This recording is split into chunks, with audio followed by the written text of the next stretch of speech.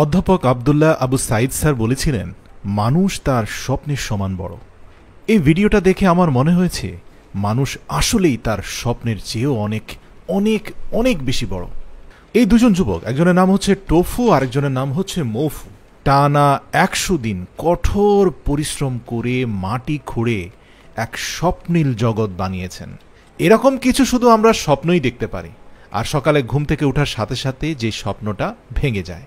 কিন্তু দুই ভাই টোফু এবং মফুর কাছে স্বপ্ন শুধু স্বপ্নই নয়, স্বপ্ন হচ্ছে বাস্তবায়নের প্রথম ধাপ।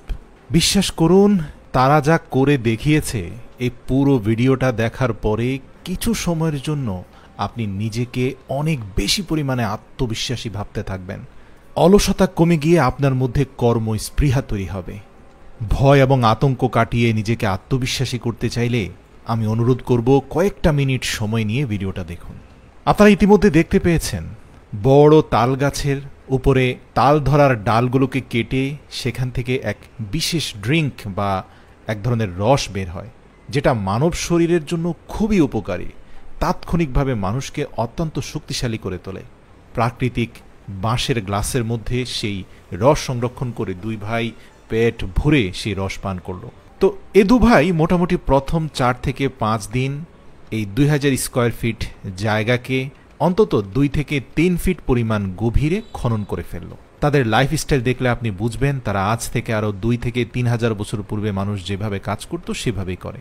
তারা কঠোর পরিশ্রমের পরে পান করার জন্য তালের রস পান করে এবং বনের ভেতরে থাকা জঙ্গলের ফাঁকে ফাঁকে বিভিন্ন নালা বা বিল থেকে মাছ সংগ্রহ করে নিয়ে আসে, সেটাকে কলা গাছের মধ্যখানে ঢুকিয়ে প্রাকৃতিক উপায়ে দুটি ডালকে ঘর্ষণের মাধ্যমে আগুন ধরিয়ে কলা গাছের মধ্যে তাপ দিতে থাকে।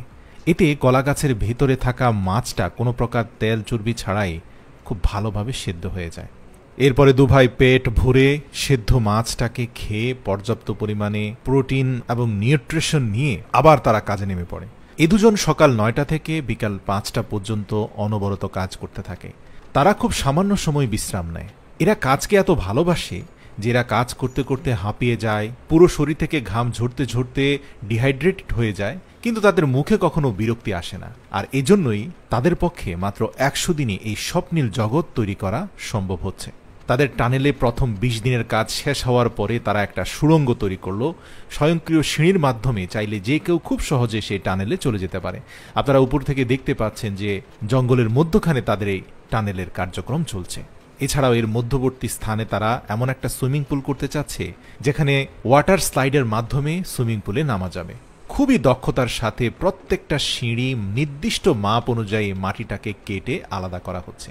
এছাড়া ওয়াটার স্লাইডারগুলোকে এত চমৎকারভাবে করা হয়েছে দেখে মনে হবে কোনো দক্ষ ইঞ্জিনিয়ার এই কাজগুলোকে করেছে।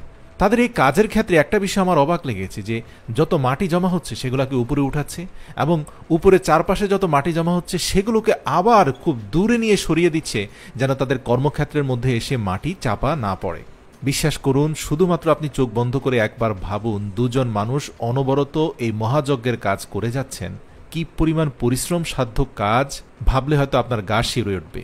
কিন্তু আমি আপনাকে বলতে চাই এটা তারা সম্ভব করছে, তাহলে আপনি কেন পারবো না? প্রিয় দর্শক, দেখতে দেখতে প্রথম ৬০ দিন অর্থাৎ টানা ২ মাস পরিশ্রমের পরে তাদের মূল কাঠামোটার প্রায় ৮০ ভাগই শেষ হওয়ার পথে।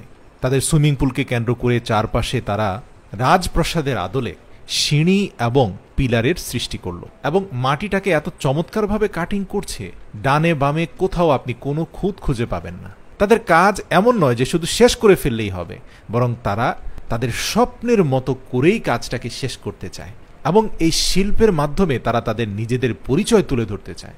শেষ পর্যায়ে কাজ ১০০ দিনের মধ্যে শেষ করার জন্য তারা রাতে আগুন জ্বালিয়ে আবারও সেই বিল থেকে ধরা মাছ সেদ্ধ করে খেয়ে রাত জেগেও তারা কাজ করেছে। প্রিয় দর্শক, থাইল্যান্ডের জঙ্গলে কিছু কিছু স্থানে আপনি দেখতে পাবেন এমন অনেক মাটি আছে যে মাটিগুলো অনেকটা সিমেন্টের মতো শক্তিশালী হয়। এই মাটিগুলো আপনি যদি খুব ভালোভাবে গুঁড়ো করে এগুলোর সাথে আপনি পানি মিশাতে পারেন তাহলে সেগুলো কিন্তু সিমেন্টের মতো যে কোনো জায়গায় আপনি প্লাস্টারের কাজে ব্যবহার করতে পারেন। তবে শর্ত হচ্ছে খুব ভালোভাবে গুঁড়ো করতে হবে। তাদের আন্ডারগ্রাউন্ড টানেল হাউসটার মূল কাঠামো সম্পন্ন হয়ে যাওয়ার পরে স্লিপার থেকে শুরু করে সুইমিং পুলের ফ্লোর, সিঁড়ি সব কিছু প্লাস্টারের জন্য তারা এই ন্যাচারাল সিমেন্টের ব্যবহার করছে। ওয়াটার সাপ্লিকেশনের জন্য ন্যাচারাল ওয়েতে তারা একটা বাঁশের মাচা তৈরি করলো। তাদের মাচার দেয়ালগুলোকে খুব ভালোভাবে এরকম সিমেন্ট মাটি দিয়ে চৌবাচ্চার আদলে তৈরি করে ফেললো। মাচার অগ্রভাগে 3টা বাঁশকে রাখলো, যে বাঁশগুলোর মধ্যখানের ব্লকেজগুলোকে তারা আগেই সরিয়ে দিয়েছে, যার কারণে এই বাঁশগুলোকে আপনি অনেকটা ন্যাচারাল পাইপ লাইন বলতে পারেন। তো নিচের সিমেন্টের উপরে তারা কিছু অ্যাকোয়া কালার মিক্স করলো, যাতে এর উপরে পানি ঢালার পরে পানির রংটা অত্যন্ত মনোমুগ্ধকর হয়। এছাড়া সুইমিং পুল থেকে তাদের আন্ডারগ্রাউন্ড টানেল হাউজের উপরে তারা একটা বৈঠকখানা তৈরি করলো, যে বৈঠকখানার নিচের অংশ তারা ন্যাচারাল ঘাস দিয়ে কার্পেটিং করলো। এই ঘাসগুলোর উপরে কিন্তু পানি ছিটিয়ে দিলে এগুলো আস্তে আস্তে জীবন্ত হয়ে উঠবে এবং এই পুরো অঞ্চল ঘাসে ভরে যাবে। এবং সর্বশেষ তাদের শোয়া এবং বসার জন্য বেশ কিছু মাচা তারা তৈরি করলো। সর্বশেষ 95তম দিনে আমরা দেখতে পেলাম যে তারা তাদের তৈরি করা আন্ডারগ্রাউন্ড টানেল হাউজের নিচে যত ময়লা আবর্জনা আছে সব পরিষ্কার করে এরপরে তারা অনেক উঁচুতে থাকা সেই পাহাড়ি ঝর্ণা থেকে বাঁশের মাধ্যমে একটার সাথে আরেকটা বাঁশকে সংযুক্ত করে তাদের সেই চৌবাচ্চা পর্যন্ত তারা নিয়ে গেল এবং পাহাড়ি ঝর্ণার পানি তাদের এই আন্ডারগ্রাউন্ড টানেলে এসে পড়তে লাগলো। সৌন্দর্য বর্ধনের জন্য আন্ডারগ্রাউন্ড টানেলের নিচে থাকা সুইমিং পুলের চারপাশে অনেকগুলো ছোট ছোট গাছের টব তারা লাগিয়ে দিল, এমনকি পরিচর্যা স্বরূপ সেগুলোতে কিছুটা পানিও দিল।